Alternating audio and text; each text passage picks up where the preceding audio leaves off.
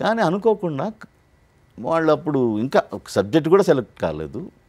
Star మా వాళ్ళు subjects 2-3 subjects చాయిస్కి ఈయనకి ఇచ్చారు, వెంకటేశ్వరరావు గారికి. ఆయన నాకు చూపించి చేస్తే ఇది సెలెక్ట్ చేసుకున్నాం. కార్తీదీపం సబ్జెక్ట్ సెలెక్ట్ చేసుకొని అలా చేస్తే అది కార్తీదీపం సీజన్ 1 ఉన్నట్టు. అలాగే 1567 ఎపిసోడ్లు అయింది. అయిన తర్వాత క్లోజ్ అయిపోతే మరి రిటైర్మెంట్ అన్నారు కదా అన్నమాట. అంటే 1 ఇయర్ గ్యాప్లోనే కార్తీదీపం 2 స్టార్ట్ అయిపోయింది. ఇప్పుడు అదే మాట నిలబెట్టుకోవాలని నేను రిటైర్మెంట్ దాకా ఈ కార్తీదీపమే చెయ్యాలి అనేది నాకు కోరిక అంతే. అంటే నేను ఎందుకు అన్నానో నా మాట 8 ఏళ్ళు అయింది. 8 ఏళ్ళగా అదే సీరియల్ చేస్తూ ఉన్నాను నేను.